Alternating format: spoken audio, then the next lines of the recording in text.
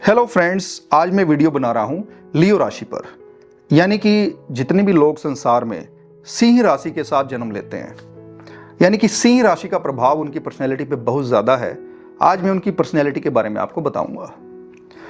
देखिए, वैसे तो किसी व्यक्ति की पर्सनैलिटी अगर जाननी है ना, तो एक डिफिकल्ट टास्क है, क्योंकि हर पर्सनैलिटी मल्टीपल लेयर्स में होती है। कुछ आउटर लेयर्स हैं जो हर किसी को दिखाई देती हैं, और कुछ इंटरनल लेयर्स होती हैं जो हमें पता ही नहीं चलता। एस्ट्रोलॉजी के अंदर बहुत सारे फैक्टर्स हैं किसी व्यक्ति की पर्सनैलिटी को जानने के। पूर्ण रूप से पर्सनैलिटी को जाना जा सकता है अगर उसके मल्टीपल चार्ट्स को एग्जामिन किया जाए। जैसे D1 चार्ट है, D9 चार्ट है, फिर आत्मकारक प्लेनेट है, लगन क्या है, सूर्य किस राशि में बैठा है, तो बहुत सारे फैक्टर्स हैं। तो इन सब फैक्टर्स की मैं बात नहीं करूंगा, क्योंकि मेरा जो ये वीडियो है ये लेमैन के लिए है, और मैं कोशिश करूंगा लियो की पर्सनैलिटी समझाने की जन्म की तारीख से। जैसे जिस किसी का भी जन्म 23 जुलाई से लेके 22 अगस्त के बीच में है पूरी दुनिया में, ये सन साइन के हिसाब से ये सभी लोग लियो राशि में फॉल करते हैं। लियो राशि को हम सिंह राशि भी बोलते हैं हिंदी में, और इसका जो लॉर्ड है वो सूर्य है। और अगर आप लियो राशि को समझना चाहते हैं, इन लोगों की पर्सनैलिटी समझना चाहते हैं, तो आपको समझना होगा सूर्य को। सूर्य को ग्रहों में देवता माना गया है। सदियों से हम सनातन धर्म के अंदर हम लोग सूर्य को अर्घ देते आए हैं, क्योंकि पूरी सृष्टि की जो एग्जिस्टेंस है वो सूर्य से ही है। सभी ग्रहों को प्रकाशित करता है। धरती पर जीवन होने का एक मुख्य कारण सूर्य है।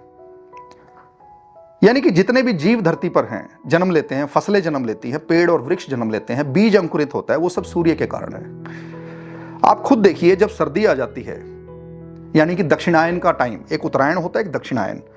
उत्तरायण शुरू होता है जनवरी की मकर संक्रांत से, और दक्षिणायन होता है जून या जुलाई के बाद से। जो सर्दियों का टाइम है वो सारा दक्षिणायन है। तो सर्दियों में अगर आप कोई बीज उगाते हैं तो वो उगता नहीं है, या लंबा समय लेता है, और नेगेटिविटी भी फैलती है उस समय हमारे इन्वायरमेंट के अंदर, हमारे मनों में। यानी कि मनोबल कम हो जाता है या आत्मबल कम हो जाता है। लेकिन जब हम उत्तरायण की बात करें तो यहाँ पर गर्मी बढ़ती है धीरे धीरे, और यहाँ पर बीज भी जल्दी अंकुरित होते हैं, वृक्ष जल्दी से जल्दी बड़े होते हैं, नए पत्ते आते हैं। तो कहने का मतलब ये है कि जो क्रिएशन का कारक है, ऊर्जा का कारक है, क्योंकि ऊर्जा चाहिए ना किसी चीज को जन्म लेने के लिए, वो सूर्य ही एक लौता स्टार है पूरे ग्रहों के अंदर। अब जितने भी ग्रह सूर्य के चारों तरफ चक्कर लगा रहे हैं, उनका अपना तो कोई प्रकाश है नहीं, वो सूर्य से प्रकाश लेते हैं। यानी कि हमारे तक जो किरणें पहुंचती हैं, हर ग्रह की जो तत्व, जो प्रॉपर्टीज हमारे तक पहुंचती हैं, वो सभी के सभी का जो कारण है वो सूर्य है। क्योंकि सूर्य की जो किरणें हैं हर ग्रह से टकराकर धरती पर हमारे तक पहुंचती हैं। जैसे जुपिटर ग्रह है, बृहस्पति ग्रह है, उसका जो प्रभाव हमारे तक आता है, सूर्य की किरणें जुपिटर से टकराती हैं और वैसा ही फ्लेवर और ऊर्जा हमारे तक लेकर आती हैं। ऐसे ही मंगल ग्रह है, बुध ग्रह है, शुक्र ग्रह है। तो इन सभी ग्रहों से जो सूर्य की किरणें हैं वो टकराती हैं और हमारी धरती पर हमारे जीवन को प्रभावित करती हैं। यानी कि सूर्य एक लौता ऐसा ग्रह है जो सक्षम है सभी ग्रहों की प्रॉपर्टियां हमारे तक पहुंचाने में। इसीलिए जब हमारे घरों में जब भी कोई हवन कराया जाता है, पूजा कराई जाती है, तो एक नवग्रह पूजा होती है। अब सूर्य इतना इंपॉर्टेंट ग्रह है कि अगर आप बाकी ग्रहों की पूजा ना भी करो और सिर्फ सूर्य को साध लो, तो जो बाकी ग्रहों की जो ब्लेसिंग्स हैं, बाकी ग्रहों की जो प्रॉपर्टीज है, वो सूर्य स्वयं आपको लाकर दे देगा। ऐसा कहा जाता है माइथोलॉजी के अंदर। सूर्य अगर कुंडली में अच्छा है तो गवर्नमेंट से फेवर मिलता है, ऐसा कहा जाता है, क्योंकि सूर्य गवर्नमेंट को भी रिफ्लेक्ट करता है, सूर्य पॉलिटिक्स को रिफ्लेक्ट करता है। तो सूर्य आपके अंदर आत्मविश्वास को रिफ्लेक्ट करता है। सूर्य अगर आपकी कुंडली में अच्छा है ना, तो वो आपका कॉन्फिडेंस लेवल बहुत अच्छा होगा। देखो, 3 चीजें कुंडली में ऐसी हैं जो मैलेफिक से अफेक्ट नहीं होनी चाहिए। जैसे आपका लगन, सूर्य और चंद्रमा। सूर्य आपकी आत्मा है तो आत्म बल को रिफ्लेक्ट करता है, चंद्रमा आपका मन है तो मनोबल को रिफ्लेक्ट करता है, और लगन आपका शरीर है ओवरऑल। तो अगर ये 3 चीजें मैलेफिक ग्रहों से एफ्लेक्टेड नहीं है तो व्यक्ति संसारिक सुखों को या कुंडली में जो राजयोग स्थापित किए गए उनको जीवन में भोग पाता है। तो सूर्य कहीं ना कहीं एक बॉस की तरह काम करता है, एक राजा की तरह काम करता है। अब जैसे अगर कोई व्यक्ति बॉस की बात काट दे तो बॉस कहेगा निकलो यहां से।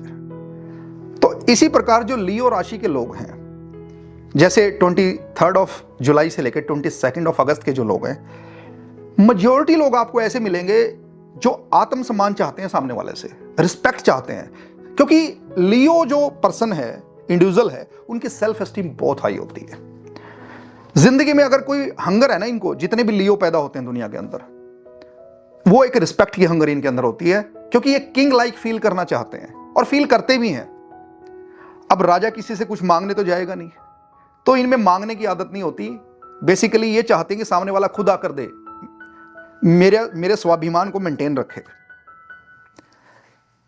अब जैसे 15 से 22 अगस्त में कुछ लोग आपको ऐसे बॉर्न मिलेंगे, मैंने कई बार देखा है कि अगर उनका फैमिली मेंबर, जैसे गाड़ी से ट्रेवल कर रहे हैं और उनका फैमिली मेंबर या उनका ब्लड रिलेशन में अगर कोई है फैमिली में, या उनकी वाइफ भी है, अगर चलते चलते इनकी बात को काट देना तो गाड़ी से नीचे उतार देते हैं।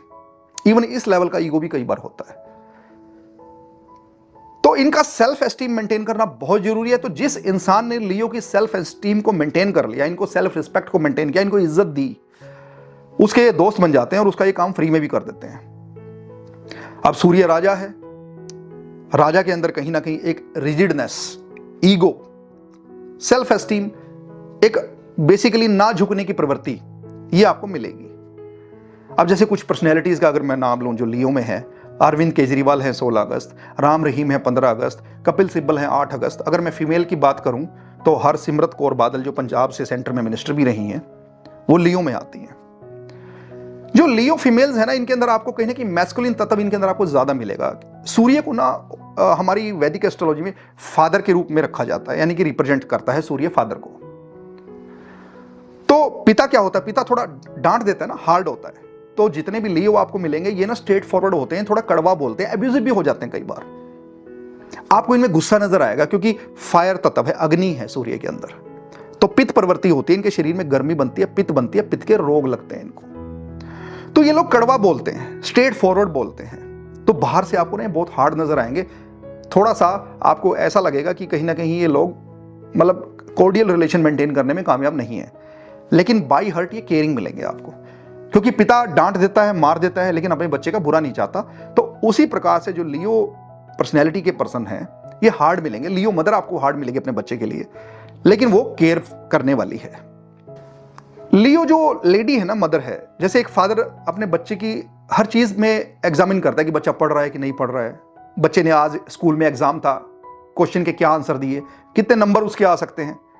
तो लियो फादर या लियो मदर बच्चे के पीछे पड़ जाते हैं कि दिखाओ बेटा आज एग्जाम में आपने क्या किया, इस क्वेश्चन का क्या आंसर दिया।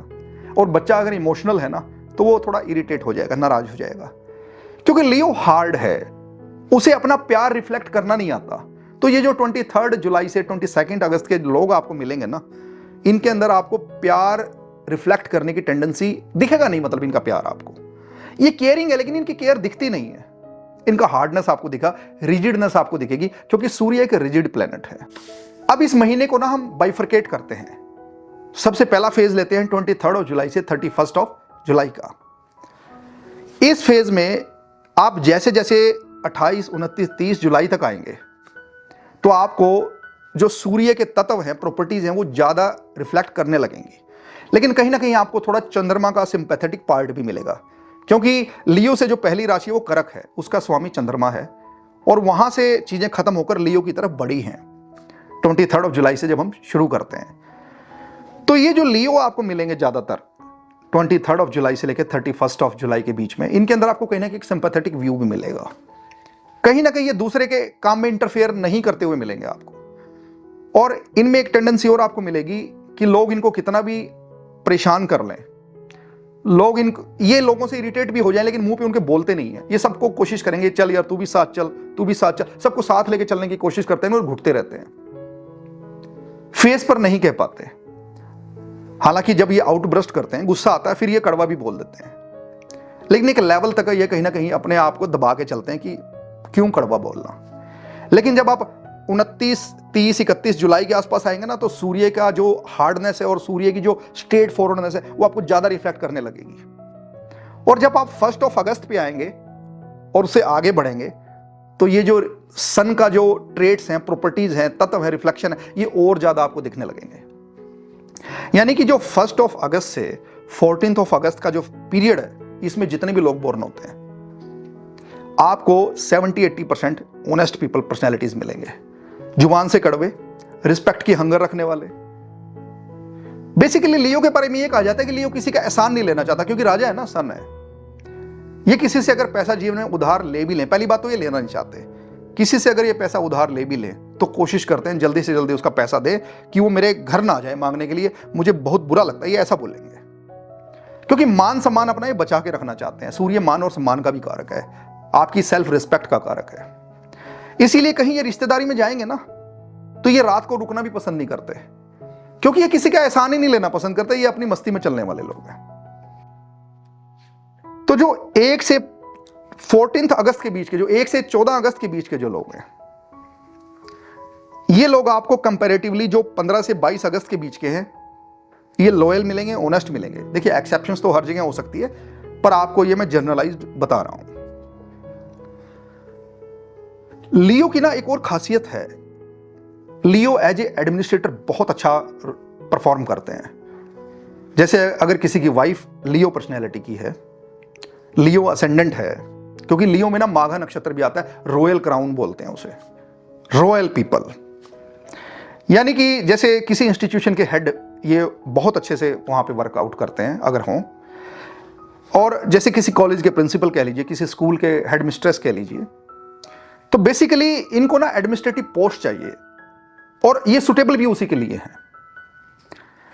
जैसे राजीव गांधी जी जो हमारे प्राइम मिनिस्टर थे, वो लियो बीच में उनका जन्म था। लेकिन जो 15 अगस्त से 22 अगस्त के पीरियड में जो लोग बॉर्न होते हैं, इनमें जो ऑनेस्टी का जो एलिमेंट है कंपैरेटिवली आपको लेस मिलेगा। देखिए कुछ एक्सेप्शंस हो सकती हैं, लेकिन मेजर लेवल पे अगर आप 70% 80% काउंट करेंगे लोग, तो ये जो 15 अगस्त से 22 अगस्त के बीच में है, ये ऑनेस्ट अपने आप को प्रोजेक्ट करते हैं, लेकिन होते नहीं है। और ये जो इस फेज के जो लोग हैं ना, 15 अगस्त से 22 अगस्त, ये आपको पॉलिटिक्स में मिल सकते हैं, ये आपको बिजनेसमैन मिल सकते हैं, ये ठेकेदार मिल सकते हैं आपको। बेसिकली फील्ड जॉब के लिए कहीं ना कहीं सुटेबल होते हैं, दोस्त बहुत बनाते हैं, सर्कल बड़ा होता है। लेकिन ये अपने आप को हार्डकोर ऑनेस्ट प्रोजेक्ट करते हैं, लेकिन कहीं ना कहीं देखने को नहीं मिला। मेरी पर्सनल एक्सपीरियंस में तो ऐसा है। हालांकि कुछ जैसे 19 अगस्त, कुछ लोग मैंने 19 अगस्त के ऑनेस्ट देखे हैं, लेकिन मैं 70-80% की बात कर रहा हूं, ऑनेस्ट नहीं होते, वो प्रोजेक्ट करते हैं अपने आप को ऑनेस्ट।